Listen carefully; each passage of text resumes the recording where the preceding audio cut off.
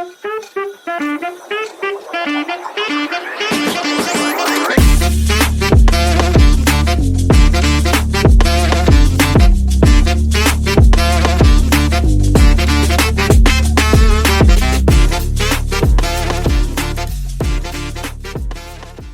going on, everybody? Welcome to the Alex Cuesta Show. David, get on my side. Yeah, how's that around? I don't know what happened. What's everyone doing? It's Wednesday, May 15, 2024, episode 124 today. I hope everybody liked our little new intro video thing there. I had fun making that. All the people dancing and bopping around, Dave. The first version of that you were not a fan of. No, not at all. Not at all. It was supposed to be disco, and I tried to make it very disco. And Dave pointed out that it was incredibly gay. So we needed to fix that, and I fixed that. I think it's less gay now. So, but there might be changes to it. So that might not be the permanent thing, but that's what we got. So instead of looking at numbers, you're looking at people dancing if you go back and watch this. So, Dave, hi. Hello. What are you doing here? Nothing. I'm doing nothing. I ate way too much just before coming on, so. I mean, I guess this episode might be like the one episode you're actually useful on. That's this episode, I'll give you a pass for being here. So we'll let you slide. But everyone so far that's watching, thank you so much. YouTube, X, we are live both over there. If you're watching on YouTube, smash the like button, subscribe, share the show with your friends. And if you're watching on X, make sure you repost and share as well over there. We are on a quest for getting followers and subscribers over on X. We're on a quest for 4,000. We're sitting at 3,602.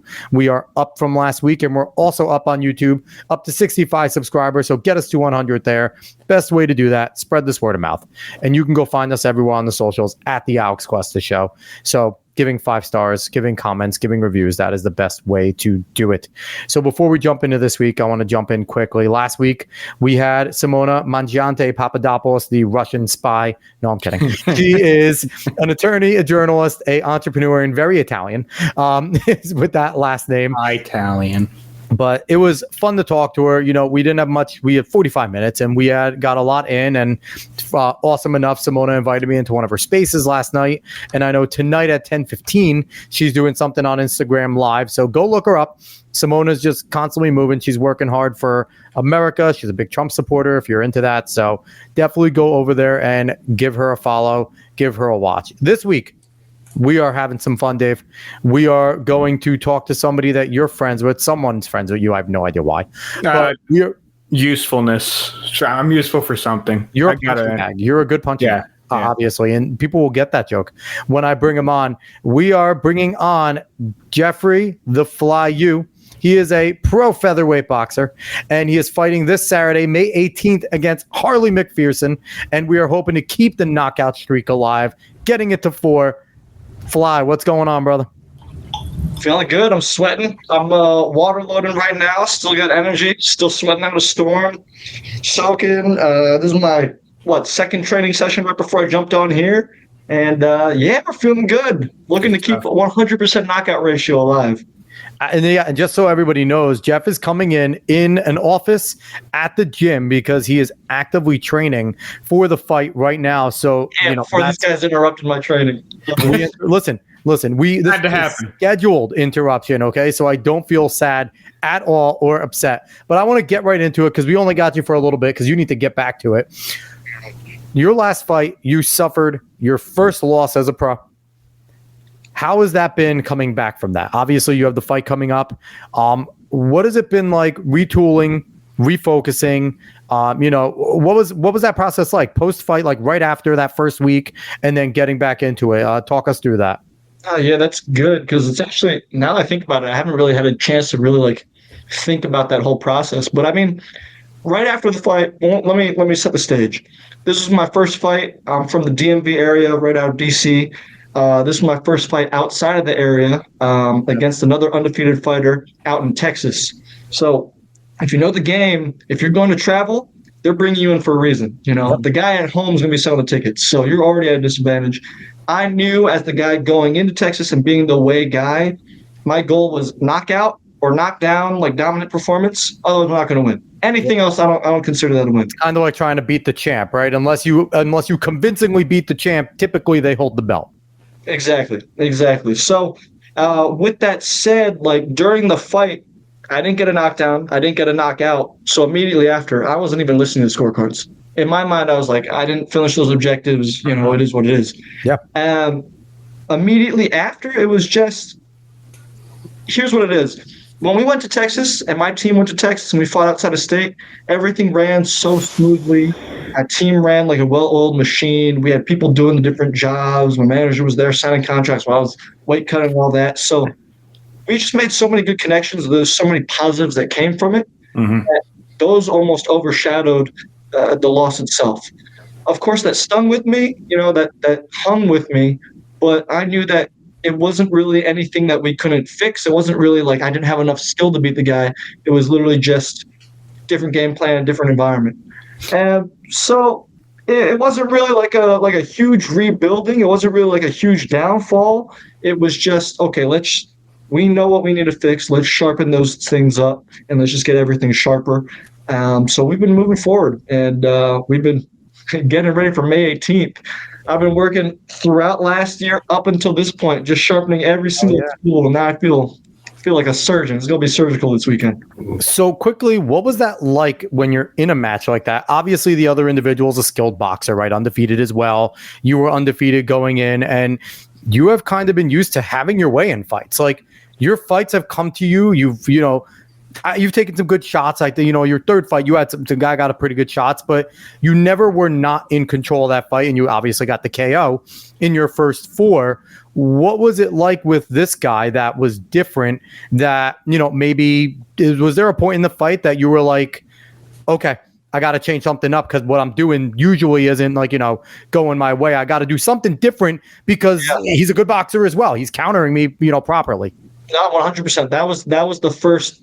And I think this was a great learning experience. That was the first time I felt like, okay, why am I fighting differently? Like, we had a whole game plan. I was fighting shorter guy, shorter reach, long arms. I can stay on the outside.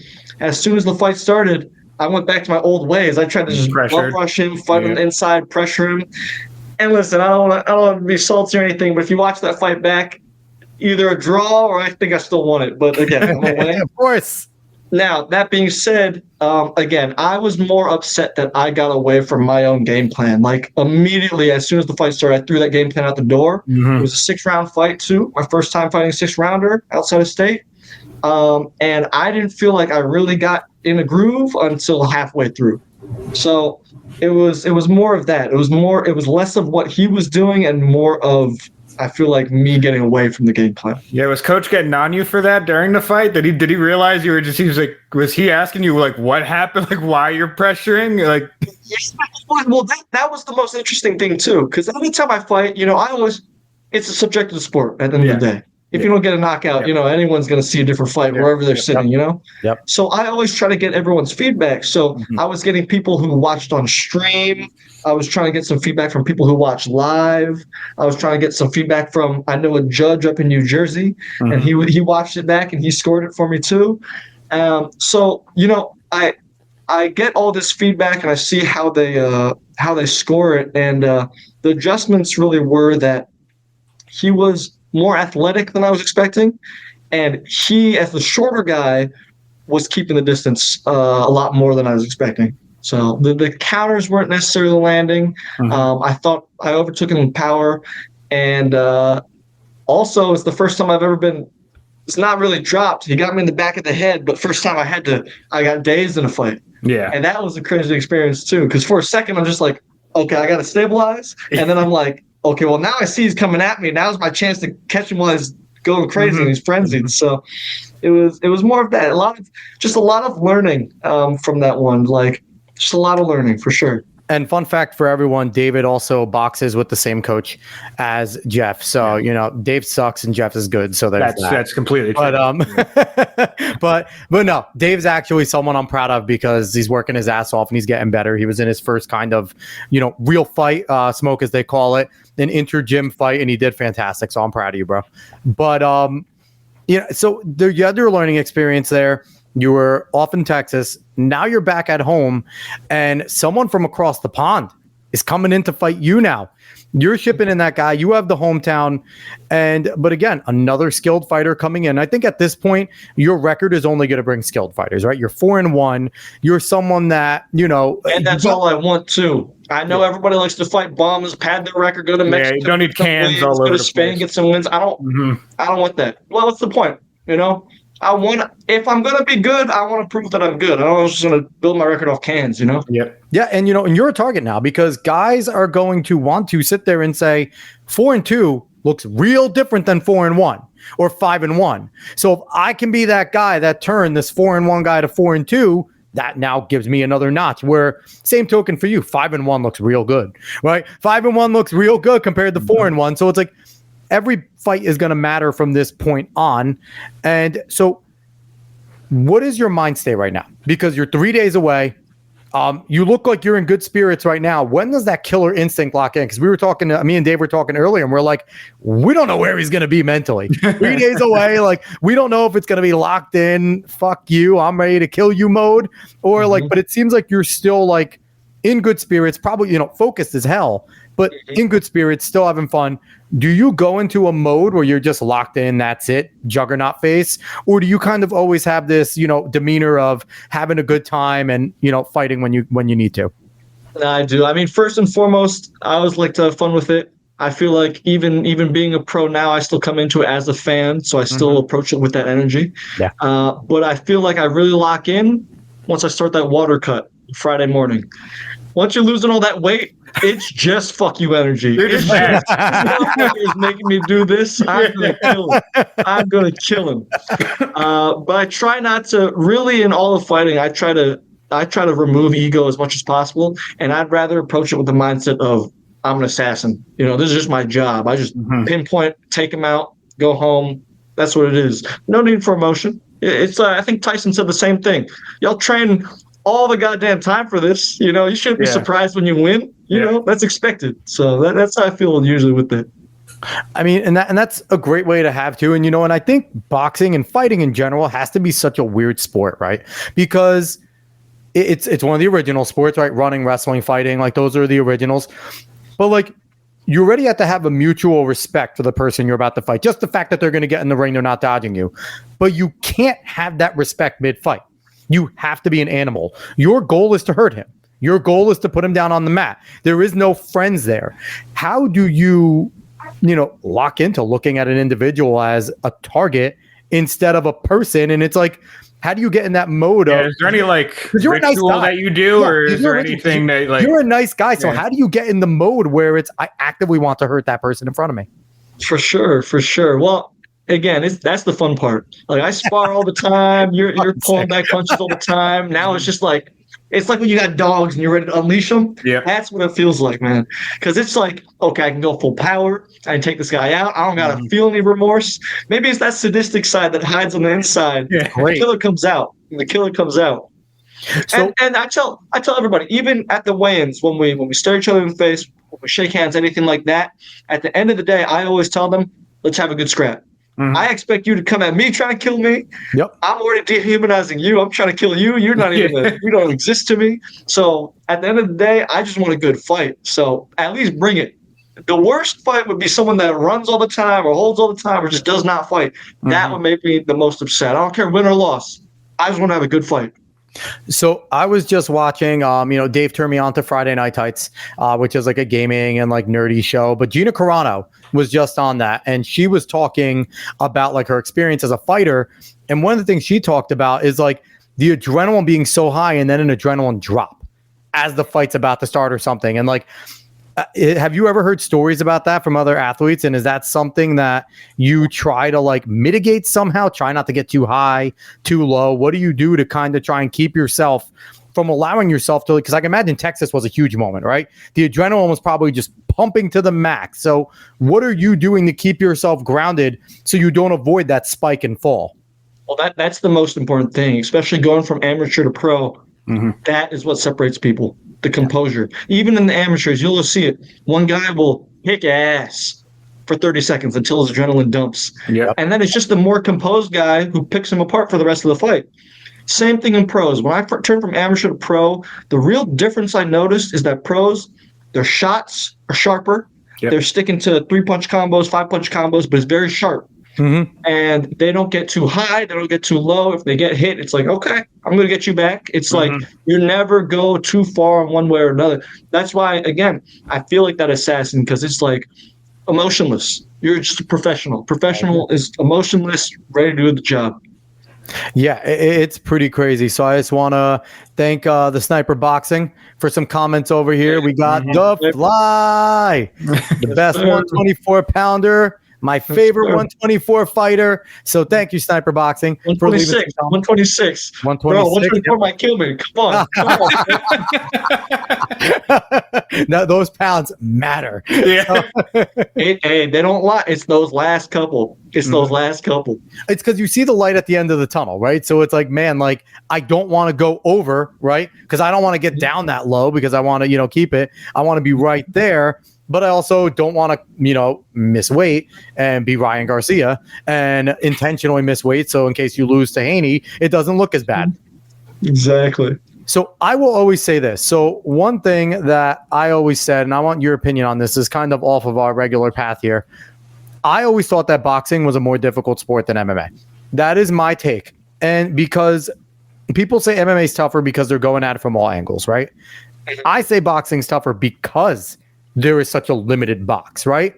You have to be so precise with your hands as a boxer. And your hits are so much more precise, so much harder. Where in MMA, you are kind of a master of all, right? They all have their specialties, but you're kind of doing a little bit of everything. In your opinion, as a boxer, I can imagine what you're going to say, but do you agree with me that boxing, and David, you've done both, so you can kind of attest to both of this. I think boxing is more difficult of a sport just because of the precision necessary. I think so. I think the training is definitely harder than MMA. People get taken out, injuries all the time in training. Yep. But I think ultimately in the fight, yeah, I think boxing is tougher. And maybe tougher is the wrong word, but it's going to be more damaging ultimately. There's more way. I feel like there's more ways to stall. There's more ways to avoid damage in MMA. And when you do take damage, you're usually out, So, it ends right there. But boxing, these boxers they got chins. We're ready to take hundreds of blows and just keep going. So that's what it is. Just that repeated damage. Dave, what do you think? Yeah, no, I haven't done enough MMA. That's the thing. To really attest to both sides of it. I would say I've gotten deeper into boxing than I really did in MMA, because a lot of my MMA training was difficult training, but it wasn't exactly specified where I felt like I was good enough for like a fight or anything. When like in boxing, like I've actually had one-on-one training like this whole time. So I've gotten better. Even though leg kicks though, that might have tipped the scale. Leg kicks no. If a boxer goes up against an MMA fighter is winning just because of the leg kick. It all depends on what's going on, though. If they're boxing, we've seen if it's a boxing rules, the boxer is going to beat. Well, no, that's what I'm saying. I'm just saying in a general fight. But if it's just open, yeah. Boxers are not ready for that. They're not ready for leg kick. They're not ready for leg kick, bro. No shot. They would do a leg kick and they'd be like, nope. They just run. They can still be standing and they'd be like, no shot. That's what it is, man. You could be Derek Lewis and be like, I don't believe in leg kicks. I'm never doing them again. True. Why does anybody do these anymore after we watch that X Factor? Yeah. Oh my God. So I want to get into something fun about you. I'm wearing one of your shirts with your Goku logo. David, you have that. So we're all rocking one of your shirts. But the thing is, all three of us are different. You roll with a different theme for every single fight. You're obviously the Fly. This one, you're rocking that Dragonfly, right? Mm-hmm. That's your theme. The last one, you had your Goku going on, and everyone, this is a kanji for the Fly for people that need to know. I'm in the wrong spot here. And the Fly is kind of going off over there. So it is, yeah. So that is really cool. That actually says the Fly. David has the other one. What was that from 2 fights ago, right? What goes into making the theme? What made you decide to do different themes for every fight?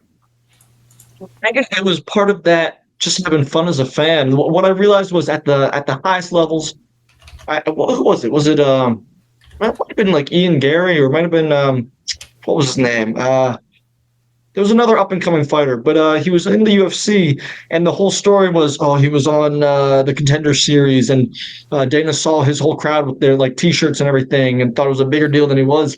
So he fought Sage Northcutt He was another young guy. He also fought Mike Jackson.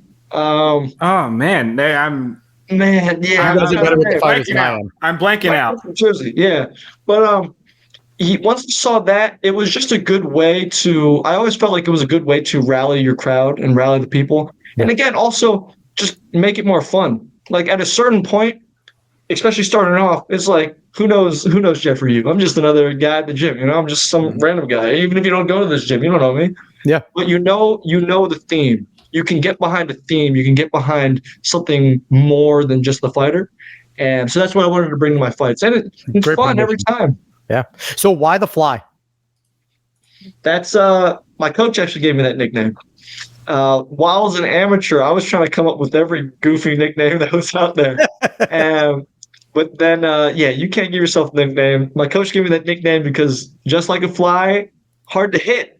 Fucking annoying, just all around you. And I'm stinging you back. This fly got some bite, too. So you didn't want the gnat. You went with the fly. The gnat was worse? The fly's got a ring to it for sure. And the way to dragonfly, right here. Yes, sir. Way of the Dragonfly. There's a tribute to Bruce Lee. It's May. It's Asian Pacific Islander Heritage Month.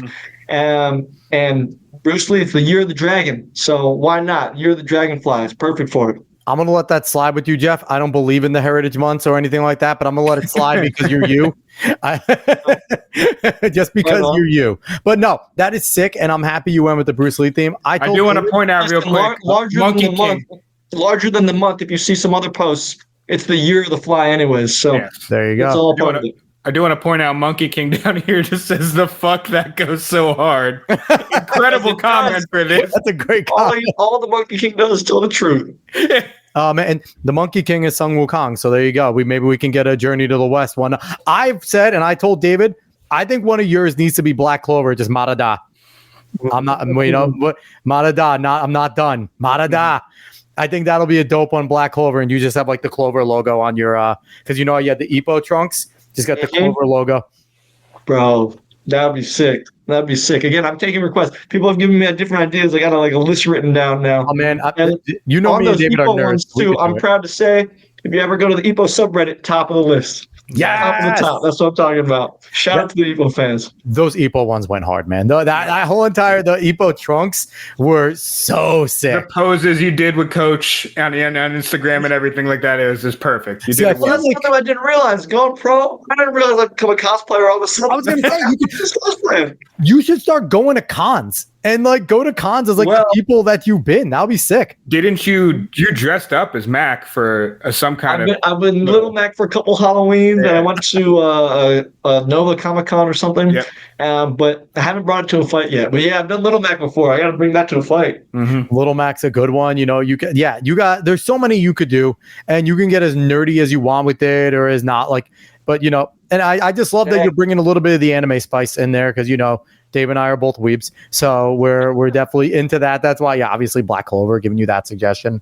So, what goes into picking the theme? Who helps you pick it? Is it just you on your own? Do you have a group of you that kind of brainstorm and figure out, okay, is this design, obviously the design needs to be doable, right?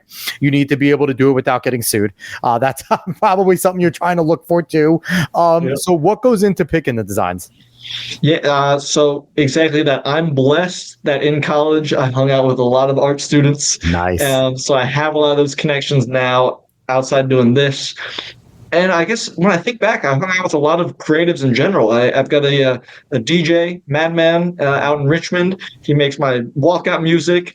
When I went to Texas and they were asking me, what walkout music do you have? And I'm like, I got my own. Nobody's going to have this. Don't worry about that. I felt like a fucking baller, bro. But yeah, once that happens, it's really just things that I like, things that interest me. I'm a big Bruce Lee fan, a big Ipo fan. I like Dragon Ball Z, more on the peripheral, but who doesn't like Dragon Ball Z, man? It's sick. Kamehameha. Everyone knows who Goku is, yeah. Exactly. So it's more whatever interests me, and then whatever doable. I usually come up with an idea. I'm good at coming up with ideas. I just got to find people with the skills that can make that reality. Makes sense. I feel like I'm good at grabbing everybody together. That's awesome. Did anything with Israel Adesanya being the last style bender that kind of have an influence on you with him going into that realm? Because I feel like he was one of the ones there's been people that like the anime and things like that and those types of things, but he super has leaned into like everything weeb and otaku. Like he is like a full on with that. I do also want to give props to, I believe, Roxanne Modafferi Yes. dressed up at a weigh-in, and Angela Hill did as well. Yep. Want to give them props as well because they have done it too. Yes. Of all of them, has Angela Hill dressed up as the Street Fighter characters in weigh-ins? I think If she was the did. one. She definitely gave me inspiration. I think it was Angela. Let me look up. Because I come from like video games, like fighting games, like Man, the hot chicks at weigh-ins give a lot of us with inspiration. a Jaguar helmet and come in as King. Oh my goodness! I mean, that would be sick if you go into the weigh-in as King. Yeah, Angela Hill did Dalzium. Nice. Did dress up as Dalzium. I want to say Roxanne also did Sagat or Sagat, however you say it. Yeah. See, it's fun things like that, you know. It gets people into it, and I always think that, especially in the boxing business, it's bigger than boxing now. You can't only focus on the fight. You got to focus on everything. It's quite literally promotion. Exactly. Here's my final theme that I'll give to you for the night. Do a Sweet Tooth theme. Okay. Ooh, that would go. You know where that's from, though? From Twisted Metal. I was asking him. I want to see if he knew. Yeah. Okay. With like the flame head and everything. He's a sadistic clown, like ice cream truck driver. Right on. I think you can make some fire merchandise with that. That'd be sick. For sure. All right. So, lastly, how has jumping into these themes helped you? Has it hurt you at all in any which way in terms of mental preparation or things like that? What has it done for you? Is it kind of therapy being able to jump into each fight, creating a new theme? What has that been like for you? It really is. I'm just blessed that I've been able to make a team and get a couple more people working behind the scenes because, early on, one-man show doing everything, ticket sales, theme, designing, everything. And now I feel like I've gotten better at delegating, so things are a little bit easier. I still like to keep, at the end of the day, it's my Asian genes. I like to keep everything in-house. I like to be like, I wish I could delegate. David doesn't do anything besides show up. That's because I don't like you. Specifically because I don't like you. But exactly, it's that. I've been able to get a bigger team or a small, strong team and then go from there. But again, earlier it was just, I think about it the same way as the music industry. When you get those artists that do everything themselves, I understand like now the magnitude of that now. So that's what I was focused on. So, we want to let you go. We only had you, we were bugging you for a half an hour of your training, and we appreciate you giving us some of that because you need to continue to go get ready to kick some ass on the 18th. Yep. Send this Brit back across the pond. There will be no invasion this time. He will not be able to colonize Asians. Hashtag stop Asian hate. No Brits, no white people beating up Asians. That ain't happening in DC today. So, or on the 18th either. So, Jeff, we appreciate you giving us some time, brother. Right on. Thank you so much, y'all. And maybe afterwards we'll jump back on after I get this victory. We'll do the shout out. 100% knockout ratio, man. It's coming. So here's the thing. Now that we're live, I don't care who jumps on with us. Whatever guest we have, you could jump in. We could just have some fun. At that time, you wouldn't be a guest. You would just be jumping in to have some fun. But we don't care. Yeah. You're always welcome on the show. So once again, he is Jeffrey the Fly U, pro featherweight boxer. He has a fight in 3 days on the 18th over in DC. Where can people get tickets, Jeff? They can get tickets directly through me on my Instagram. That's at jcy.thefly. Right there. I'm on Facebook too, but again, mainly Instagram. See me there. Coach Kaizen, Coach Gustavo Abel at Kaizen MMA. All the details are there, but it's going to be a good-ass fight, so make sure you're there. You have a YouTube as well, too, right? What do you do over there on your YouTube?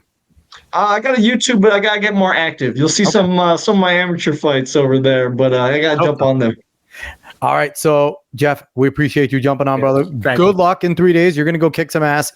We are, I'll say we, but you are going to keep that streak alive. And if anyone want to go pick up some merch, go on Instagram, go contact Jeff there. You can go get some dope stuff like this for all of his fights and go support Jeff because you're going to want to support someone now. Because when he's the champ, you could say, hey, I was there first. When Jeff is, on Triller, HBO, everything, doing all the big pay-per-view fights. And, we'll be ringside, bitches, because we were on the train you first, baby. contact me. We'll be there. Still contact me. Well, I don't have all these barriers and all these managers. We're going to be in the entourage while y'all are just sitting at home going, man, when I was watching the Alex Cuesta show, they told me to jump on. So there we go. Jeff, go have fun training, brother. Good luck. We're in your corner. Thanks, y'all. Appreciate it. Thank you. Later, Jeff. All right. So that was Jeffrey. Oh, he's back down there. Right. That was Jeffrey the Fly U, and one of David's friends, good friend over there.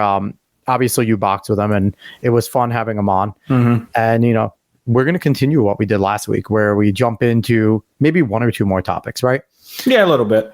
So, would you want to talk about the debate first, or do you want to hurt me first? Well, honestly, I just want to hurt you for the rest of this time. I didn't even care about the debate anymore. Right, then we could just. Well, it won't be so much hurt because I want to ask you about a couple other things. But as we know, if you have listened to this podcast before, you probably know that I have heard Alex with a show called The Lord of the Rings: Rings of Power. Nope, don't say it. Don't say that first part, motherfucker. Don't say that first part. It doesn't exist. So that came out as an Amazon property. Amazon put way too much damn money into it. And I know you got through the whole first season, right? No. I started watching the first episode. I fell asleep and woke up on episode 3 and have not gone back since. So before falling asleep, were you already just mad? I know you heard probably a lot about it because we watch the same people. I put you on to FNT and stuff. Mm-hmm. And I know you already knew probably a lot about what happened in the show. But was there anything about the first episode, even before you fell asleep, did it look nice? Did at least... No. My issue is, okay, you can give me a hot piece of shit, right? Because Game of Thrones seasons 6 and 7 were bad, but they looked pretty good. Honestly, there was quality that went down in Game of Thrones 6 and 7, but it still looked like an HBO production for the most part. And the reason why I ask this is the CGI was terrible in Rings of Power. So, and the reason why I ask this is, at least from this real quick Google search, I will say it's a quick Google search, so it might not be completely verified. Mm-hmm. But apparently, it's damn near $500 million per episode. It wouldn't surprise me. That's probably everything. No, it might be 50 million. I don't know. It's a lot per episode. It's a lot. Either way. So I think in the first season, it came out to be something like 760 million. It was like 38 million per episode. Yeah. So it wouldn't surprise me with all the inflation going up and everything. It's closer to 50 mil per episode, right? Yeah. It wasn't good, Dave. The thing is, you can give me something with a bad story that looks beautiful, right? We've seen those. Yeah. We've seen those that, they're gorgeous, just bad acting, bad writing. Like The Witcher. The Witcher looked good for a lot of it. Some of the, costumes sucked. The second and third season, Geralt looked like hot garbage. But season 1, it wasn't a show anymore. It wasn't a show anymore. But it just didn't look good. It looked like, I don't know, half of it's Adobe Photoshop. And then the other half is it doesn't look like they were professionals working on it. It looked like it was a bunch of YouTubers that were working on this. That's an insult to YouTubers, by the way. Because honestly, the reason why YouTuber stuff might look like that is because they don't have the budget. So it's actually well done. But I know you're not trying to insult them. Yeah, it's not skill necessarily, but it just looks like they didn't have the resources. And I think one of the major issues is no one at Amazon gave a fuck about it. It really looks like they didn't care because none of them are fans. And I feel like the very few fans there probably were just trying to put their heads down and get through it, right? Mm-hmm. Because if you're a low-level worker that's just in charge of doing shading on a lighting scene, you're not going to complain about it, right? It's going to do your job and go the fuck home. Yeah.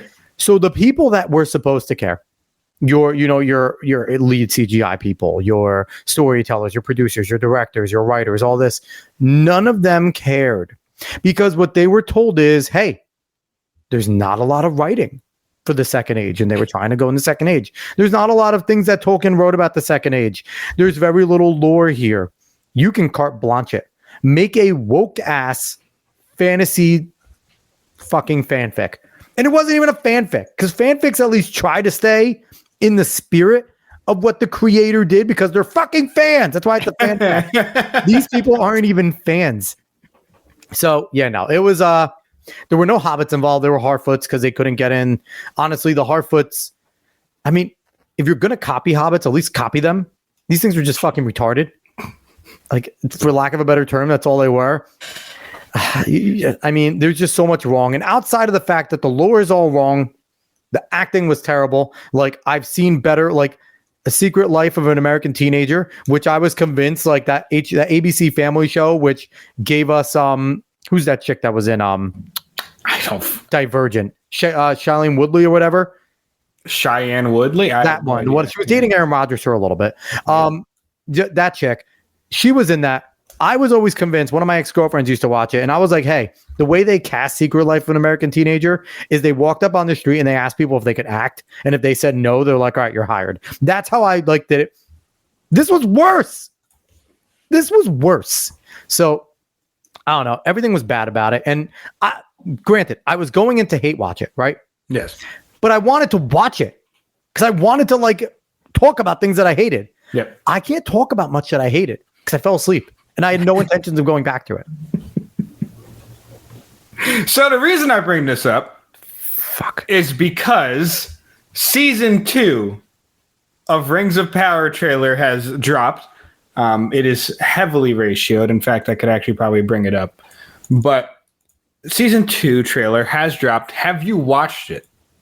Have you watched a trailer at all? Not even indirectly through someone else watching it? Nope. No. I have not had a chance to turn on Geeks and Gamers or Friday Night Tights, or even I don't think Side Scrollers had it on, but yeah, no, I did not. So are you going to try to watch it? Do you want to not give it a chance, but do you want to see how much they are desecrating Tolkien? Sure, because you know what? I feel like even if I say no, you're going to do it anyway because you hate me. Well, so you might as well get to it. I might pull a Pat Gray and just not finish it. So we'll find out. I might tell you to fucking turn it off. We're not going to watch very much of it because we don't want to get taken down by the YouTubes. Yes, I do want to show you Sauron though, because I don't know how much you've seen of him. Wasn't Sauron on a boat with Galadriel like the whole entire first episode? Season? Yeah, it's Halbrand.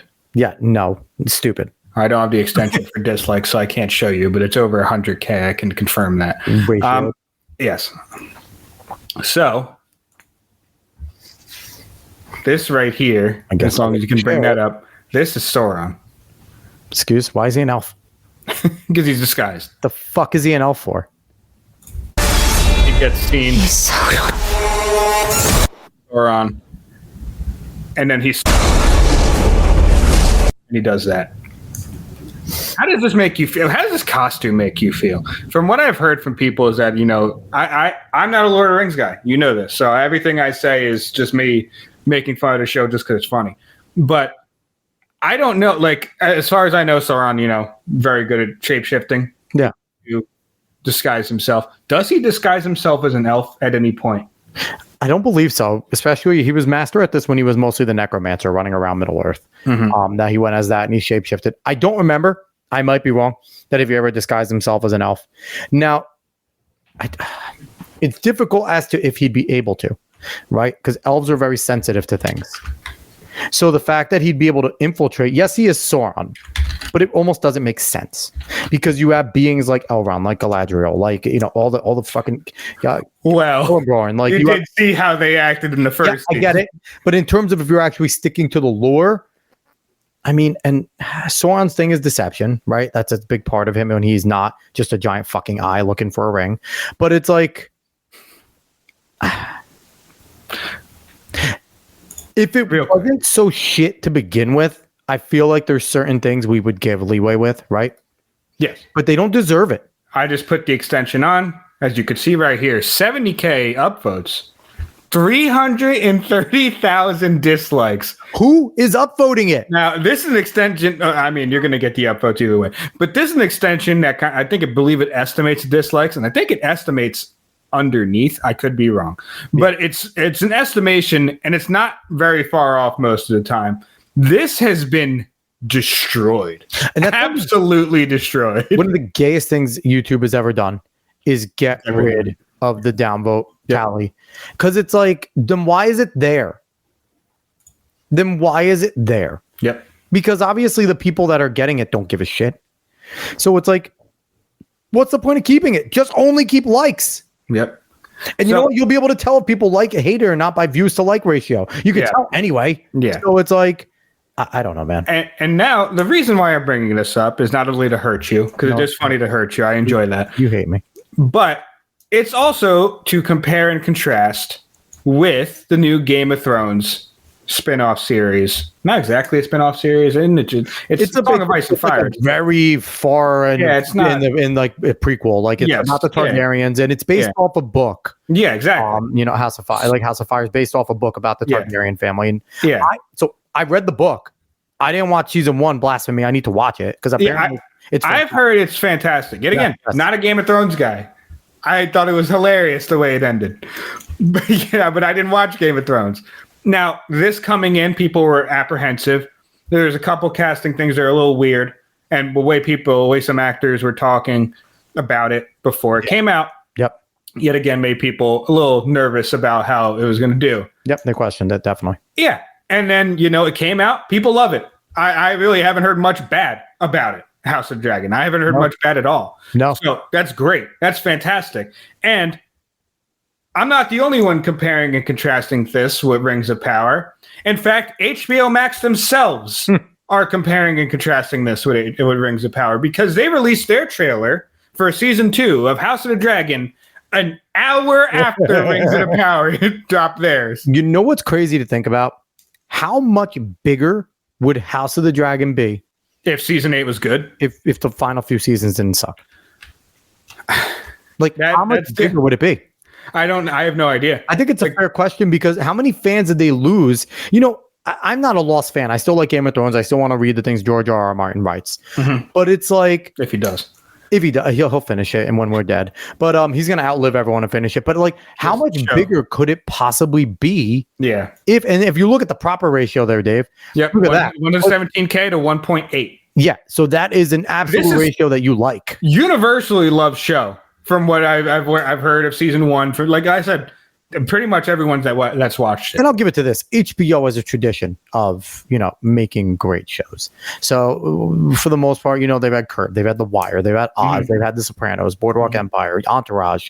Probably my favorite show of all time is Entourage. Yeah. So it's like I'm not surprised that they're continuing to push out quality, but it's like I don't know. Nothing to me will still match hearing the Game of Thrones theme song come on. It was something like, even if you were binging it, I don't know if it was just me, I didn't skip the intro, and that's an option.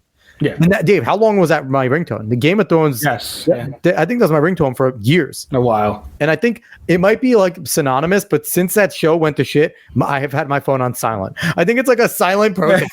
Like since it's a mourning. You're mourning the show. And it's sad because my ringtone now is Mega Man X3's theme song, so it's a fantastic ringtone. Yeah. But it's like overall, it's like, I think I've had my phone on silent since. But yeah, it is a tale of two things. It is a group of individuals at HBO that likes to make money, first and foremost. And if they're going to take something on, they seem to respect the lore at least, or attempt to respect it. Where the difference is, the people at Amazon don't give a fuck about any like that. They are very on message. And not to say HBO isn't a message group, because they had the show called Girls. Girls was an absolute fucking terrible show that people liked.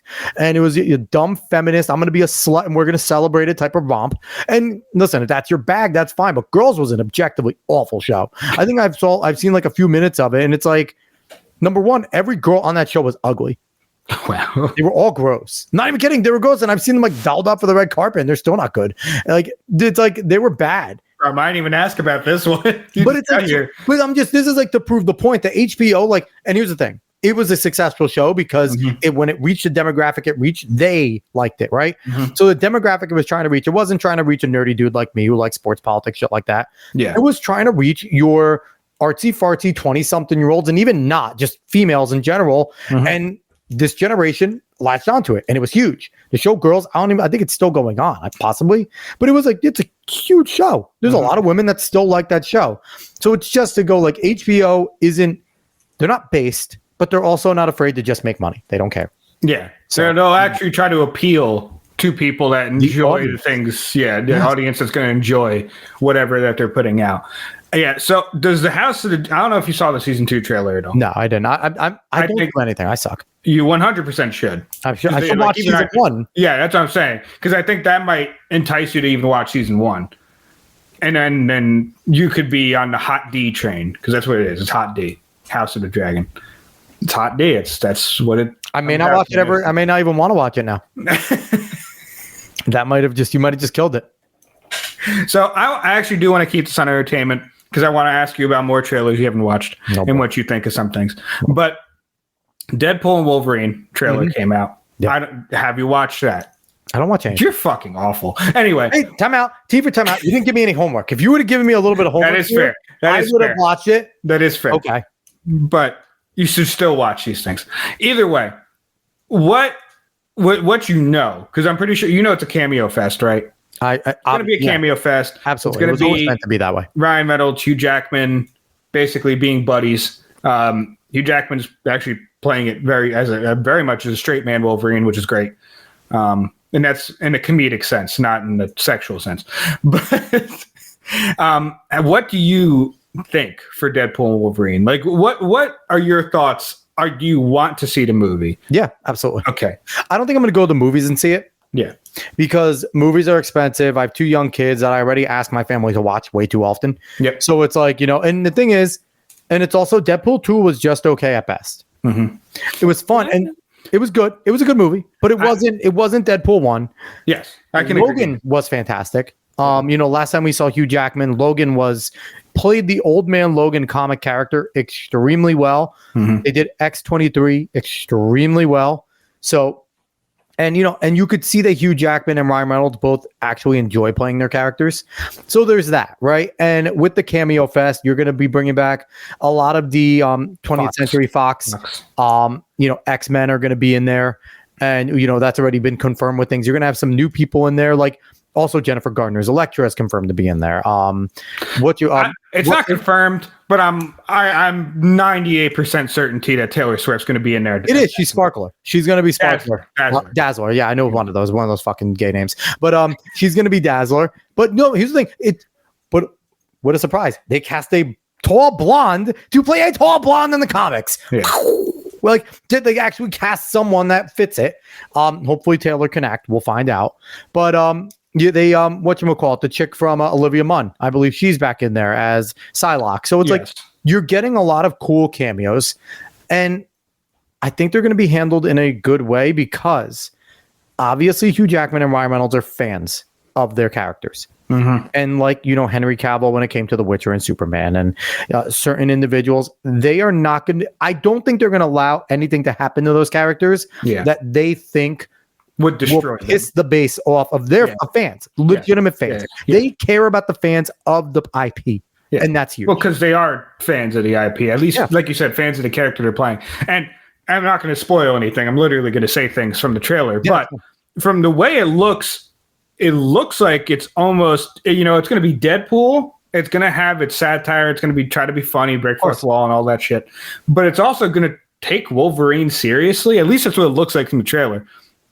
Because even Deadpool in the trailer says, you're not just a X-Man, you're the X-Man. Of course. Like you're the one that you saved the world countless times. You are the poster boy for X-Man. And it's depressed Wolverine, he doesn't really want to be Wolverine anymore. Yeah, no. And it's basically, it seems like it's the journey to basically have him have a redemption arc of saving something again and becoming Wolverine again. And, and wearing, see the classic costume that was in the trailer. It looks great. It's amazing it took this long. I don't care if the mask looks great. The fact that he puts it on for 5 minutes. He could put it on and be like, this looks gay and take it off. That would still make me happy. I mean, I'd be a little mad. I'd be fine with it. I'd be fine if at least he put it on, looked and Deadpool looks at it and was just like, nah, and they take it off. Like that would be fine for me. Yeah, it would be better than nothing. Probably. He's certainly going to make fun of why does your hair and your mask match?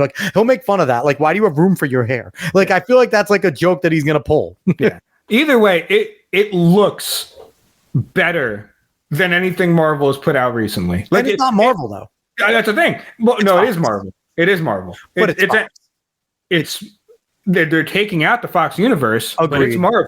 Yeah. It's a Marvel production. Mhm. So, and I don't know what got into them for this movie. Maybe it's just Ryan himself. Like Ryan Reynolds, him fighting to keep it an R-rated movie is what did it. He won't do it unless it's rated R. Similar to Wesley Snipes not doing any of the Blades unless they were rated R. Oh my goodness! And that we can bring that up real quick. It's never going to get done. The new Blade's never going to come out. It's not going to come out. The leak that came out about the new Blade, I don't know if you remember the leak that came out about the new Blade. That it was going to be four women that were going to guide him, and he was just going to kind of be there. And then they're like, wait a minute, let's stop being fucking retards. And I don't think that was the reason. Vampires. I don't think that was the reason. I think it was, and sorry if I butcher his name, but Marshall Ali. Yeah. He looks great, too. Looks great. Good actor, actually. And he's a martial artist as far as I know, too. Like, he does martial arts. But I'm pretty sure he took umbrage with some of the shit that was going on in that movie. And that also probably made... Because now it's this baseline. He's killing vampires and being Blade. If you look at the Blade movies, number one, I guarantee most people have no idea that's a Marvel property, which is good. Because they were just good movies on their own. They were just good vampire killing movies. So much. Especially the first Blade. Especially the first Blade. I love Blade Trinity too, because Ryan Reynolds in that movie as King was incredible, and Jessica Biel just being hot was awesome. Jessica Biel in leather is always a good time. But the thing is, like, he knows he has a lot to live up to, because everyone that is a fan will think of, he will be compared to Wesley Snipes, and as he should be. Yep. And if he pays homage to the character properly. Yep. Because Wesley Snipes is Blade. Because even in the comics, he looked like Blade in the comics. So, yeah. Some motherfucker's always trying to ice skate uphill. But the bottom line is, you and I both know, Dave, there is going to be the magical girl that is the key to something. Even if it is Blade kicking ass, killing vampires, she will have to be the key, not him. Either that or the story is still going to be dumb while he's kicking ass and killing vampires, which is going to be annoying. Well, wasn't it supposed to be in like the 1930s in the South? I think it might still be in that setting. Are the vampires actually going to be the KKK? The racist vampires? Maybe. They're going to have racist vampires, and Blade is going to have to go there and be like, "You ain't burning any more black people, motherfucker." Which I think could be a really funny comedy skit, racist vampires, if you workshop it a bit. If Key and Peele were directing this, I think it would be a great comedy romp. That'd be fucking amazing. But here's the thing though. If they make this movie properly, in the 90s, 2000s, what will we get next? A Blade spinoff from like a teenage, like, make fun of parody movie about it being killing racist KKK zombies. And it would be a fun, like a Not Another Teen Movie style. Yeah. We would have gotten one of those. But the fun fact is, we're going to get that style of movie, but it's going to meant to be serious. It's going to be serious. Yep. And really, I wish, it's probably not going to happen. I wish you could see Wesley Snipes in the Deadpool Wolverine as Blade. Seeing him as Blade. A lot of this is nostalgia and jangling keys. I won't lie about that. It's fine. But if I could actually have fun seeing a superhero property again, I'm not entirely mad about that. He might be. Well, I would love to see Nick Cage as Ghost Rider, even though, especially after Nick Cage's comments about, like, I don't need Marvel, Marvel needs me. Yeah. And honestly, in the state of Marvel right now, he's not that wrong. If he reprised Ghost Rider, I think that'll be pretty dope, because I actually like the Ghost Rider movies. Yeah. Well, I don't know if I agree with that. As cheesy as they were fine. I don't know if I agree with that. But either way, finally, one more I want to ask you about. I know you haven't seen the trailer, but Joker 2. Did you see the first Joker? I saw the first trailer. But did you see the first Joker? Yeah, I watched the first Joker. Okay, I want to make sure. Fantastic. It's an incredible movie. I love it. Yeah. So you watched the Joker? I did see the Joker trailer. What'd you think? I thought it gave me a little bit of hope. Yeah. When I was first hearing about it, when we were talking about it, that it was going to be a musical, that it was going to be a lot with this, I thought it was going to be fucking terrible. Now, coming from the trailer and what it looks like, the fact that it looks like all of this could be in both of their heads. Well, it's probably a do. So it's a shared psychosis. Yeah. So it's going to be. Yeah. So it's a shared psychosis between the two of them and what they could be. And if they could tie it into somehow him and her becoming the Joker and Harley proper and committing murders and committing crimes, but having it be like just a big show for them, and just seeing the insanity of those two and how they become, then it could be a masterpiece. It doesn't look like it could be on the trailer. It gives me hope, but it still doesn't look amazing. Yeah. If done properly, it could be a great psychological movie similar to the first one. Yeah. So coming off the first one, it didn't need a second one. No. It didn't need a second one at all. Nope. Could have been But second one. With it having a second one now, I feel like that trailer, like you said, it didn't exactly give me hope, but it made me feel, because there's some shots in that trailer that are awesome, that just look beautiful. So at least watching the movie, I feel like even if the story might be a little wonky, even if it gets a little contradictory or it gets a little just out there in how they're trying to explain things in both their minds, because yet again, in the first Joker, you don't even know how much of it is in his mind. You know, some of it's in his mind, like he was never dating the chick in the movie. You see blood in places and then the blood's gone. Exactly. Like that. So there is psychological aspects of it. Yes. So I have no idea, because like honestly, I don't even really want that answered. I don't want it answered.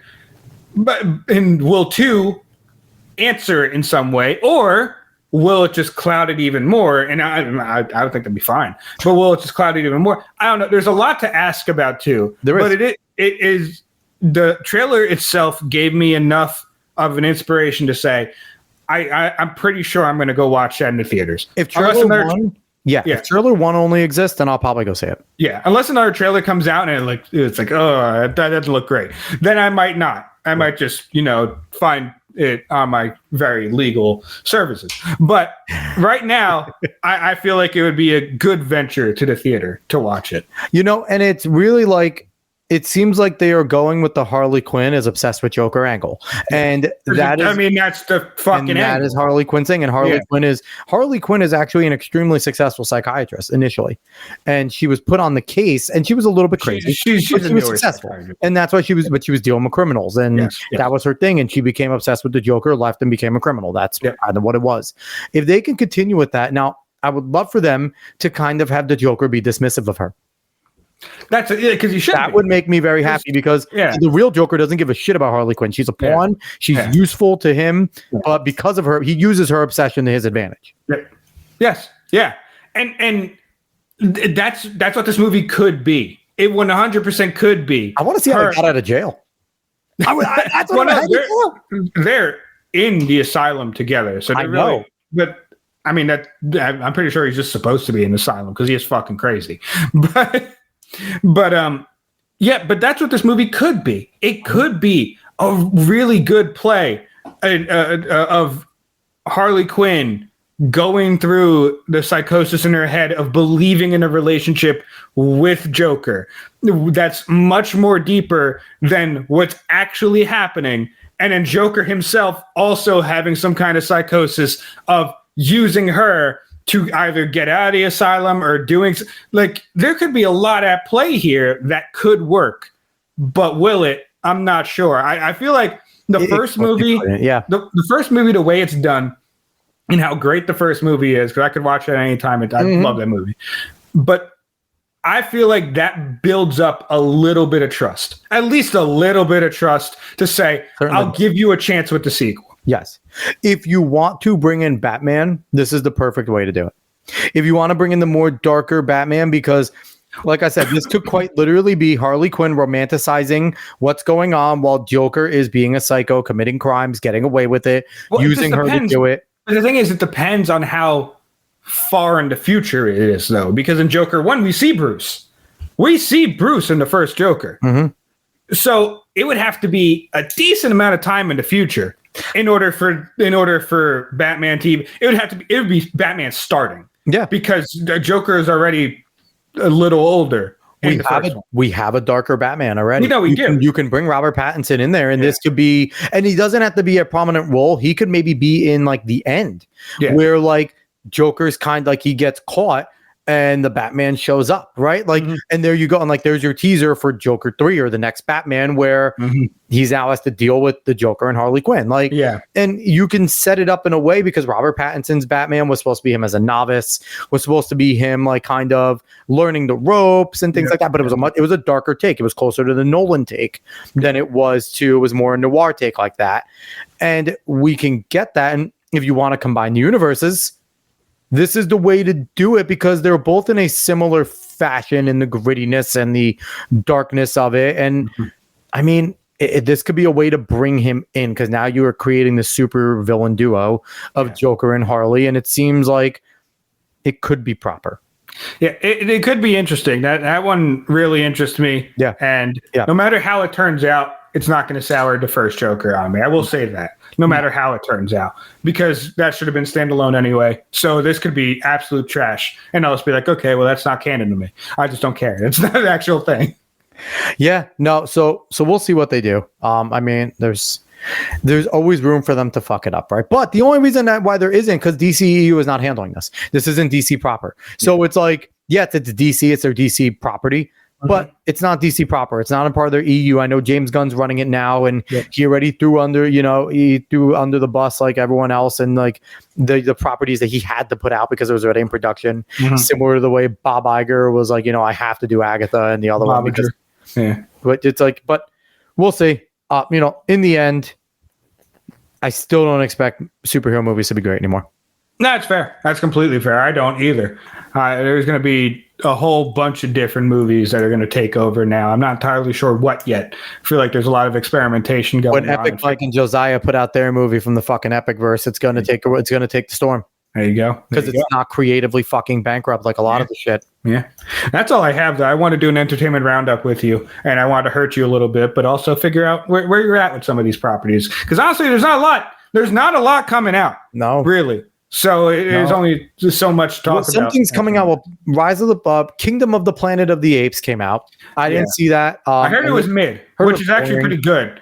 I heard it was boring at parts. I heard it was just too long, which is a pandemic with these movies. They're all too fucking long. They all want to sniff their own farts for longer while they're working on it, so they like could try to do it. But I heard it was okay. I heard it was okay. But it's a Planet of the Apes. Like you can only fuck that up so much, right? Like it's a. You probably could do it really badly, but you could. It's a good thing that it's mid. That's what I'll say. Is Furiosa coming out soon? I can't remember when. I just don't care about Furiosa at all. Nobody cares. Because here's the thing. Fury Road, I know people like it. Fury Road is not good.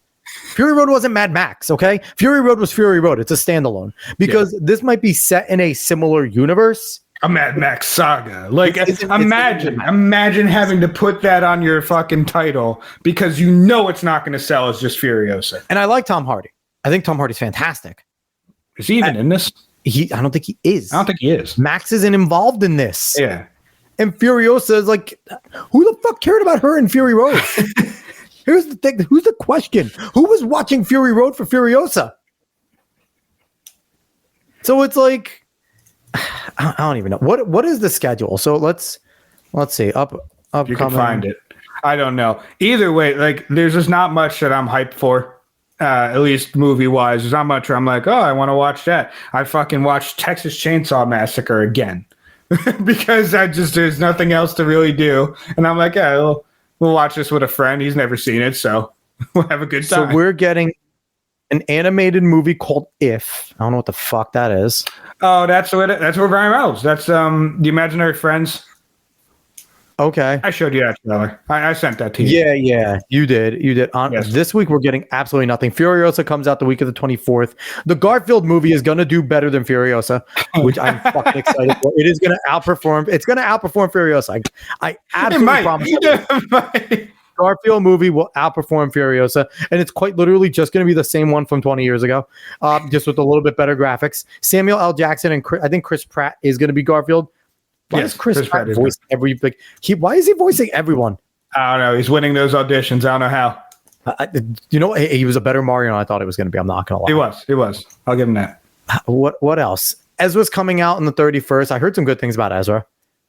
What else? Heard anything about Ezra? I've heard some decent things. I mean, Haiku's going to do well. The dumpster battle, a fucking anime, that's going to do well. The end of May. Oh, yeah. Haiku's massive. That's going to be a high performer. Yeah, it actually will. Bad Boys Ride or Die comes out on the 7th. Who cares about that? Does not look good. And it's like, I'm sorry. It's like, Will Smith can't be tough anymore. If he didn't have any of his antics recently, then maybe that does better. Here's the thing. No, you're still with Jada. I don't care if you slapped the bitch or not. The fact that she went on a live thing and in front of millions of people was like, banging other guys. Yeah. But that's what I'm saying. If that shit didn't happen, then maybe the new Bad Boys would do well. And what pisses me off about it, Will Smith was one of those actors that I would go to see almost any movie he was in. A lot of people, he's so talented. Will Smith was the star of a generation. He was fucking huge. Will Smith was absolutely huge. You put Will Smith up there with Tom Cruise, up there with Denzel, up there with the guys that you are guaranteed he had that money. He had that kind of run. Will Smith had that kind of run. He was A-list. Number 7 one. rounds and 20 pounds are two of the saddest. Pursuit of Happiness and 7 rounds. I think it was 7 rounds. 7 or 20. I forget what it was. It was one of them. 20 pounds. It was one of those. But two of the saddest movies I've ever seen in my life. The man has actually incredible range as an actor. Mm-hmm. And maybe it's because he's being hurt in his life so often that he just needs a good fucking cry on film over and over and over for cuts. Those are real. Those are all real, okay? The man is hurting on the inside. What else do we have? We have Inside Out 2 coming out. My daughters are going to want to see it. I don't care about Inside Out. Yep. What else? Then we're into June now. The Exorcism. What the fuck is like? There's nothing good coming out. June 28th, A Quiet Place Day 1. I told you, man. I might do well, even though I've never watched any Quiet Places. I know some people like John Krasinski's not in it. Oh, well. I don't know, then. That doesn't make sense to me. Despicable Me 4 is coming out July 3rd. That would be big. Despicable Me 4. Despicable Me is awesome. But it's like, this is mind-blowing just how bad this summer is going to be. Oh, yeah. It's going to be terrible. It's going to be such a... Twisters. Twisters is going to save it all. July 19th, Twisters, baby. I did hear someone say that, they're fine with, a campy kind of movie like that. And I actually don't disagree with it. Like, if you're going to come out with some campy shit. It's not going to be campy, guys. But that's the thing, though. It's going to be woke and gay. Well, no. It's there is like 2 fucking twisters that come together and make a mega twister, which is pretty funny. And they're going to talk about how that's 2 women coming together to patriarchy. They're going to make it about climate change. You're just missing that too. But either way, I wouldn't mind those types of movies, and I still really don't. It's just, why do you have to make a sequel to Twister to make that type of movie? I mean, give me another Sharknado. Fuck Twister. Like, I'm trying to... Borderlands is coming out. Oh, Jesus Christ. Aren't you excited? August 9th. Borderlands. No, I'm honestly not even the biggest Borderlands fan. I don't care about the lore or anything. I don't know why you exactly would. I didn't think that was the pursuit of the games, to be honest. But... it's a weird movie to make. I don't know why you make a Borderlands movie, to be honestly, a massive movie. Ryan's World is the movie is going to be massive. They probably will. August a whole 16th, bunch of kids are going to go see it. Alien Romulus is coming out. End of August. We're remaking The Crow. Fuck yeah, let's remake The Crow. God, you saw the pictures of how Skarsgård looked? It looks awful, dude. Yeah, it does not look great. It looks terrible. And it's like, you know what? Like that, like, it's a cult classic for a reason. Mm-hmm. You don't remake cult classics. There is a group that, and they are gonna gatekeep and rip that to fucking as they should, and it's as you should. Like you shouldn't remake some things, and cult classics are. It's like if someone want to remake The Big Lebowski, like, are you out of your mind? My God. I would actually hate like that. Every single part of that. Either remaking it or like making a weird like. They're gonna do it. Yeah, weird like. They're gonna remake everything that's popular. They're going to, because they have no fucking creativity. And then all the things that they're trying to be creative on are awful. They're like Michael Keaton coming back for his greatest role of all time in Beetlejuice, but making a fucking gay one with Jenna Ortega. I did Beetlejuice, which is the title of it, which is fine. But I don't know about that. The only thing I could say is Keaton as Beetlejuice. It's his best role ever. I love Beetlejuice. Yes. So it makes, yet again, predicated on what the trailer looks like. How offensive is it going to be? Beetlejuice is offensive. He's not politically correct. Yeah. If they make it any sort of woke, then it's gonna fucking suck. Hold up though. Look, because Jenna Ortega apparently on Wednesday, she even said, like, this is not the Wednesday character. Why would I do that about some things? So I don't know. Maybe it's actually a pretty good movie. Who knows? Say this, Jenna Ortega doesn't seem to be full Hollywood retarded. I've heard some things that she said. She doesn't seem to be fully in that mold. She hasn't been there long enough, maybe. Yeah. But and the thing is, it is it is sad that we have to now think about, okay, well, this actor or actress actually cares enough about what they're doing to say that my character doesn't act like this. Why would we put that in the show or in the movie when really the writers should already be thinking about that, and like everyone else should also be thinking about that. And I'm curious, have to confide in actors to do that now. And how much do they push back? Like, how much are they pushing back against these directors and producers when they're telling them to do this? And these actors are probably like, no. Yeah. And, someone like Jenna Ortega, who has the popularity now, can probably be like, no, fuck off. Mm-hmm. That's not my character. She's going to have megastars like Michael Keaton, Winona Ryder there, and Monica Bellucci are all there that if, will probably back her up. Maybe they might push her to be woke, but I don't know. I don't know enough. I don't think Michael Keaton's extremely woke. He might be. He's probably Hollywood average. Yeah. He seems like it. I have no idea. Either way. Let's continue, Dave, here. Transformers 1, September 20th. Are you going to see Transformers with a new lead guy, Chris Hemsworth? Isn't Transformers 1 the animated thing? Is it animated? I don't know. Oh, it is animation. Then it might be okay. No, you didn't see the fucking... Oh, no. I'll show you this after the show. Are they actually going to have, like, trans Decepticons? Oh, all the Decepticons need to be trans. That would be fucking hilarious. I'm gonna show you the trailer after. David, if all the Decepticons aren't trans, then I feel robbed. It's not going to happen. Either way, continue. Let's see what we got. Going into next week, I don't know any of these fucking names. I'm not a big movie aficionado, though, so... I know a guy named Johnny Jones. So Legend of Johnny Jones. I'm gonna go see. It's a action horror thriller. Jesus Probably Christ. gonna be awful, but we'll see. There's new Joker comes out early October, which is wild to me. Why you would not have that ready as a summer blockbuster? I don't know. Why you putting it out in October? I have no idea. Why isn't October and like November like some of the dead months? I'm not sure Because I don't know enough close about to Christmas. I know January I'm pretty sure January is, but I'm not sure about those months. I don't fuck. Oh, Kevin Sorbo, the pastor. I don't know how much play that's going to get, but Kevin Sorbo has his own studio, and Kevin Sorbo's based as shit. So I would definitely go see that. What else? Let's go see. I don't know about anything October 18th. Detour 95, October 24th. The fuck is that? Venom Last Dance. So they're doing a third Venom. Tom Hardy's bringing him back. I mean, Bambi the Reckoning. If it's about did Bambi go public? Is that what happened? I don't know. It might be scheduled to be public, but it is a fucking deer killing a bunch of hunters. I'm here for it. Probably. I'm here for it. What else? November, Family Man. Red 1, don't know that. Probably, I don't know what the fuck. The Gladiator 2, November 22nd.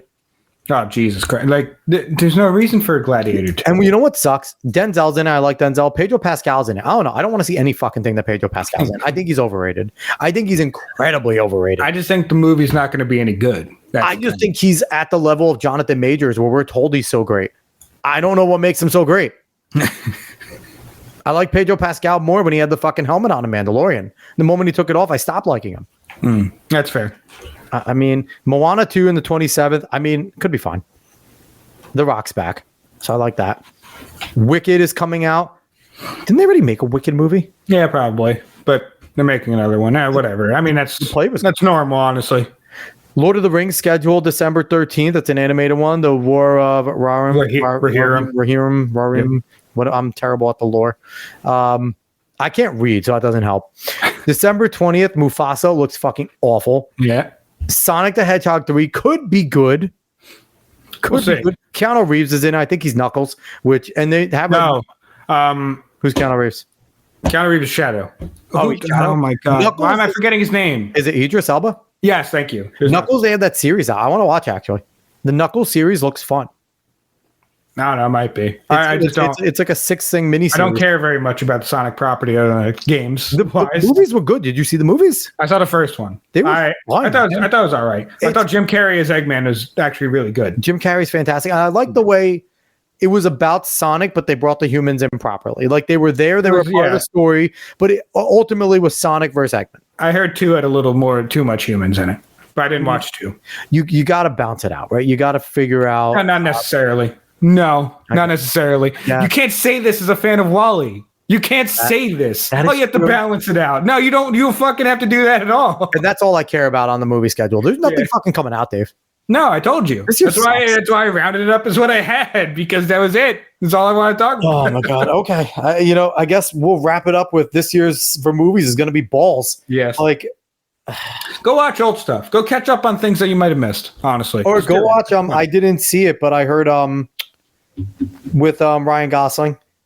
Oh, Fall Guy. Fall Guy. I heard Fall Guy's really good. Yeah, Fall Guy is apparently fun. I heard Fall Guy's fun. I want to see Fall Guy. You want to check that out? I do want to check that out. I'll definitely watch it when it comes out on streaming. I want to try and be better about watching things again because movies used to be fun. Yes. And if there is a fun movie out there, I want to support it. I probably won't be able to get to the theaters anytime soon. But if there is a fun movie out there, I at least want to stream it because streams do matter. If they want. So if you can't get out and support your favorite actor or something or actress in the movies, at least find out where it streams and give them a watch because that does matter. So, but yeah, we're going to close it out there. Yes. Dave, that was fun. Very fun. I'm happy I got to hurt you a little bit. I hate you. It was good having Jeff on. We're excited. We'll be back again next week. We appreciate everyone that watched. If you're watching on YouTube, if you're watching on X, thank you. Subscribe over on YouTube. Share the show. If you're on X, give us a repost and follow us over there. And obviously, spread this word of mouth. Go follow us anywhere you can follow someone on social media. Go search the Alex Cuesta Show. We will be there, and maybe I'll have a different graphic for next week of people fucking dancing because that thing was adorable. But let's just throw that back up there real quick, Dave, because that thing is awesome.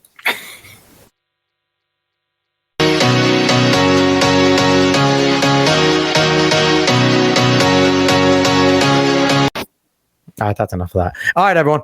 Thank you so much for watching. We appreciate you all out there. We'll be back next week with another fun show. So long, y'all.